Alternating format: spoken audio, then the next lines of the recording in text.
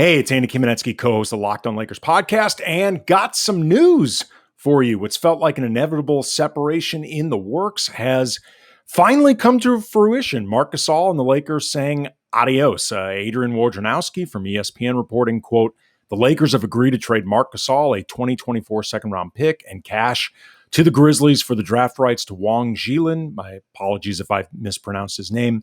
Sources tell ESPN deal saves Lakers $10 million. Gasol and Grizzlies will work together on waiver and release him to allow him to remain in Spain with family. Per Bleacher Report's Eric Pincus, the NBA cap expert and friend of the show, the Lakers will get a $2.7 million trade exception from the deal. They also won't be hard capped because that is what everybody asks Eric every single time the Lakers ever make a deal. What that open spot means remains to be seen, but the Lakers could use a wing, and James Ennis has been busy liking every single tweet he ever sees about the Lakers. So if I could make a recommendation, Rob Pelinka, maybe look in that direction. In the meantime, though, there's a lot of basketball currently in place and a lot of really interesting wrinkles happening. In terms of the Lakers' true full-time center options, it's now Dwight Howard, DeAndre Jordan. The Lakers on the surface appear completely all in with the 2020 championship style of overwhelming with size, overwhelming at the boards, overwhelming at the basket, creating lob threats, just being bigger than everybody else. And they do not have a stretch five option anymore. That was Marc. They don't have a playmaking option at center anymore. That was also Marc. Granted, as I've said many times to Brian, I don't necessarily think this is a huge issue in a vacuum because I have had some concerns with how Marc ultimately would have fit with a starting lineup that I think is going to play, if possible, quite fast, trying to get up and down the court, trying to be in transition a lot, and also to how much utility he really would have had in that grouping with Westbrook now on board as a playmaker, often his own reluctance to shoot from outside.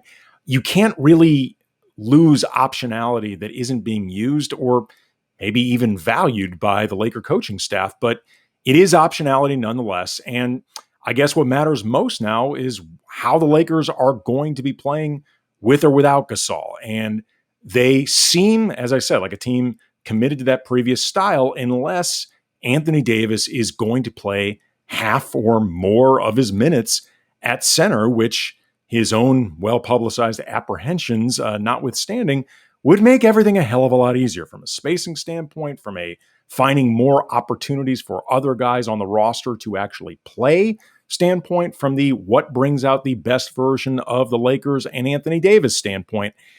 I still hope that's going to happen. For the time being, I am still counting on a more traditional look because I'm just going to need evidence otherwise that it's going to happen. But again, fingers crossed that hopefully we're going to see more of Anthony Davis at the five. It's what I wanted to see with or without Marc on the roster. But anyway, see where this goes. There's going to be a lot more that we're going to learn in the upcoming days and weeks about what exactly went on between Marc Gasol and the Lakers down the stretch, what prompted this eventual exit, how mutual was it? And I am just fascinated to learn all of these details. And it just seems like a Gasol and this franchise can never have clean exits, which is a shame. Obviously, Andre Drummond joining the team last season complicated a lot in ways that weren't entirely his fault or really anybody's fault. I mean, the plan had been for Drummond and Davis to play a lot together, and that obviously for a variety of reasons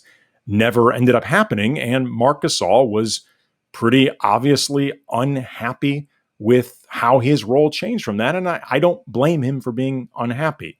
He is supposed to want to be on the court. I don't know if that left a permanently sour taste in his mouth about the organization, his future with it, or, whether this created some type of sour taste towards him from the Lakers.